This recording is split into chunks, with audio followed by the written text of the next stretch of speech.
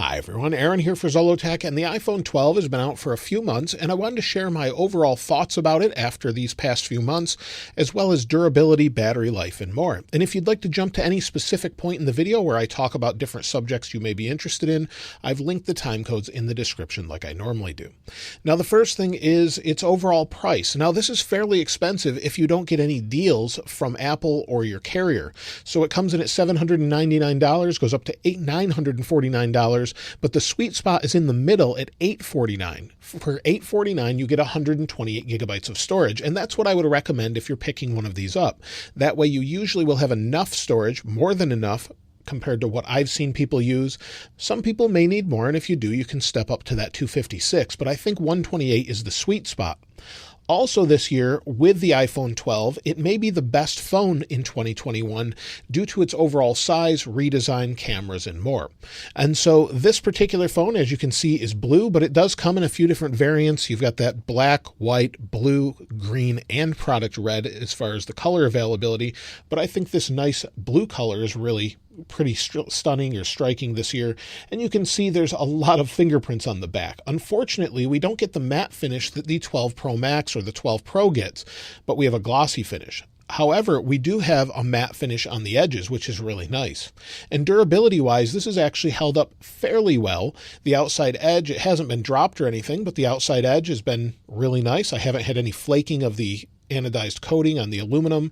However, I do have a couple scratches that I don't know where they came from. You can see one there just under my finger, and then there's one over here if I get the angle right. Let's see if I can get this right here by my finger. So there's one here and here. Now this is kept in a bag in a case without a screen protector on. Of course a screen protector would limit that, but generally it's in an Apple MagSafe case, and this is the only iPhone from iPhone 12 series anyway that I have any scratches on whatsoever. So it's kind of strange that it has scratches because none of the other phones do. The iPhone 12 mini, the 12 Pro, and my 12 Pro Max has been my main phone, and it has one scratch, but that's because, well, it dropped off a table by accident. But I'll talk about that in a different video. Now, as far as all the other durability, it hasn't been dropped, but the glass hasn't shattered or anything, but those scratches are kind of odd. But other than that, it's very durable. I've had no issues. I know others that have some that have had no issues with it whatsoever, and so that part is pretty good. It's got a quality design, and these edges make it a little bit easier to hold on to this year. I really like that they went back to the squared off edges where it's just nice to hold on to. It feels a little bit more premium, and I know not everyone likes that, but you still have the iPhone 11 around if you prefer the curved edges, or maybe an older iPhone 11 Pro or iPhone XR or XS, any of those. You can get the curved edges on there.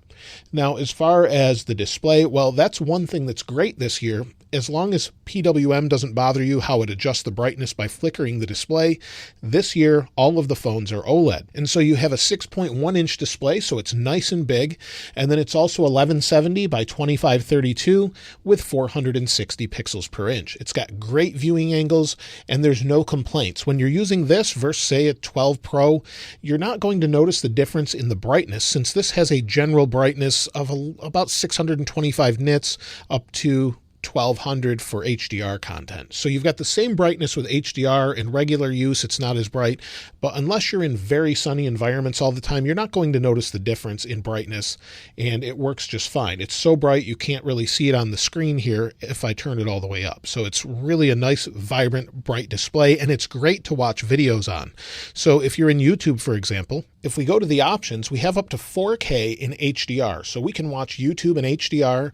You won't see all of those pixels since this isn't a 4K display, but it will scale down and give you the higher bit rate, which makes it super clear.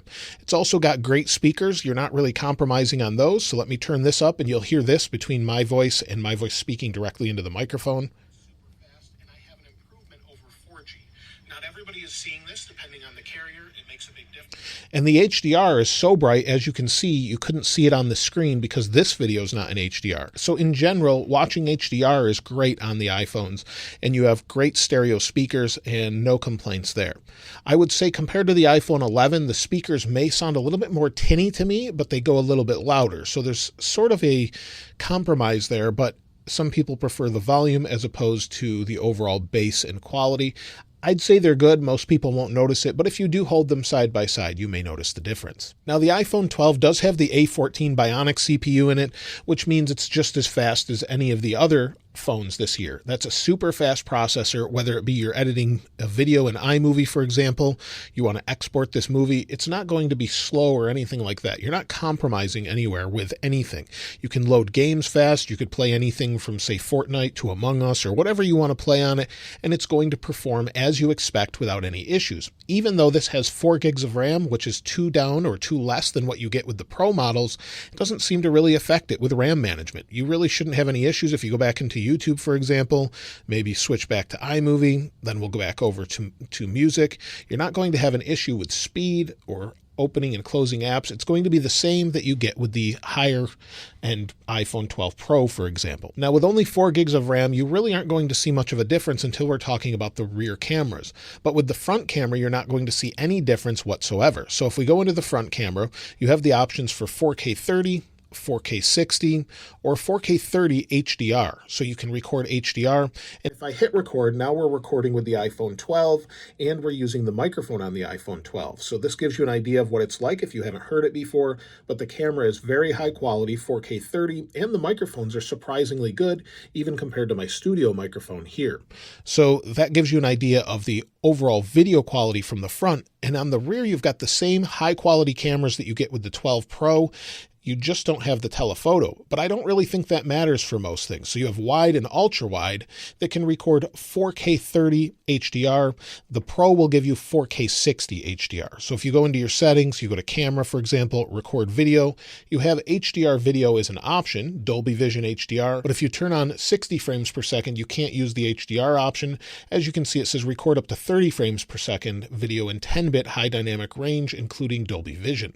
So you've got 4K 30, 4K 24, and no problems whatsoever. And the video is very high quality. And when it comes to zooming in, compared to even the 12 Pro Max, when you're zooming in, it's going to use the main camera anyway if there's good light up to about 2x.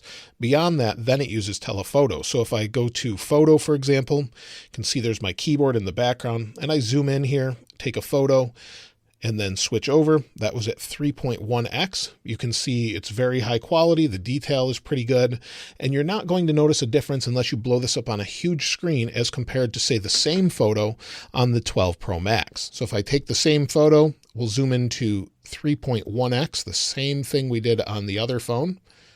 And now you can see the difference between the two photos. So you can see them here, and I'll put them on the screen. So now you can see the difference between both of the photos. The quality is very comparable until you really blow them up to a huge size. Then you may notice a difference. But the cameras are really great, and in fact, I use them to record videos outside often. No issues whatsoever. They've got great dynamic range, and with the neural engine that comes along with the A14 Bionic, it seems to handle the brightness and the darks very, very well. What Apple's doing with the A14 and the neural engine are pretty amazing. Now this year with the iPhone 12 series phones, Apple has switched to Qualcomm to give us 5G. And these 5G modems, millimeter wave included with this antenna here, if you're in the United States, are really much better than what we had with Intel. So if I turn off Wi-Fi, for example, we'll switch over to 5G. You can see in the upper right, and I'll hit go for a speed test. Now with only 2 bars, we should get fairly decent speeds, but it's really going to vary depending on where you live. So you'll see it's going up to about 70 megabits per second, about 80 now. And so it's not bad. It's not amazing, but it's not bad, and it's only 2 bars. However, I can get similar speeds with 4G depending on where I'm at. So you'll see upload speeds are about 10 to 12 megabits per second. So it comes and goes depending where you're at. If you're in a different coverage area, you can get much faster. But right now, I wouldn't say 5G is any reason to go out and buy this phone, but it's nice that they switched to Qualcomm because there's better reception. Plus you have Wi-Fi 6 in this phone as well for future-proofing. So for future-proofing of this, I would say it's great. You've got better reception. I've yet to drop a single call with any of the iPhone 12s this year. So Apple did a great job. Qualcomm's working very well, and it seems to do what you would expect. Now, as far as battery life's going to vary from a lot of people, but in general, it's pretty good. In fact, I had my daughter, who uses an iPhone 12 full-time, send over her battery usage because the battery usage is going to vary from person to person, but let's take a look. Now, using the phone every single day since it came out, and then also plugging it in every single night, wirelessly or with the lightning adapter, fast charging it, not paying any attention to it whatsoever, sometimes charging with a MacBook charger, it's still at 100% battery health. This is a screenshot right off of my daughter's iPhone 12. And then if we go to her battery, you can see that depending on the day, the last 10 days, it says she got 2 hours and 50 minutes of screen on time, 8 hours and 15 minutes of screen off time. Again, if we go to this day, which was yesterday, 2 hours and 7 minutes, 8 hours and 8 minutes of screen off time, and it's about 50% usage. Now, she's only getting 4 to 5 hours or so of battery life per day, but it's still getting her through the day as she's switching to a computer to do regular work and then going back to her phone. So as you can see, she was using Safari 25% of the time and a few different other things, and it seems to be just fine. So it's getting her through the day. And also, my father, who's also using an iPhone 12 full-time, says he actually gets 2 days with his iPhone 12. So it really depends on how you use it. And for me, a day and a half, a day or so. So it depends what you're doing. But it's got great battery life. It's got fast charging. If you're using the 20-watt adapter, 30 minutes will give you about 50% of your battery, so that's great. It also has that IP rating of 6 meters for 30 minutes, which is great if you're dropping it in a puddle, for example. And the great thing is this will be supported for 5 years or so into the future, maybe 6 years based on what Apple's doing now. So we should have iOS 19, iOS 20 by the time you may need to get a new phone, maybe even iOS 21. So this will last for many years to come, and I highly recommend an iPhone 12. And I think size-wise, it's the perfect size for most people, since the iPhone 12 Pro Max may be a little bit too large, and the iPhone 12 mini may be too small. So for me, the 12 Pro Max is great because I have huge hands, but for most people, I think the squared off edges with the sort of slimmer profile compared to the iPhone 11 is great. Again, you can see this is a fingerprint magnet. This was cleaned right before the video. This is just from me touching it. So the sides, you won't see anything, but on the back, it's a huge fingerprint magnet, and I highly recommend using an Apple case or something, a different case, so that it doesn't have that issue. So it's really nice to have the protection on there, but not just protection. You also get a little extra grip and also protection if you drop it. So again, like I said, I highly recommend the iPhone 12. I think it's the best phone for a lot of people, especially if you can get a deal on it. But let me know which phone you have this year. Are you picking up an iPhone 12? Maybe you're going to wait for the iPhone 12s or iPhone 13, whatever they call it. Or maybe you're just happy with an iPhone 7 or 6S. That's fine too. Let me know in the comments below. And if you'd like to get your hands on this wallpaper, I'll link it in the description like I normally do. If you haven't subscribed already though, please subscribe. And if you enjoyed the video, please give it a like.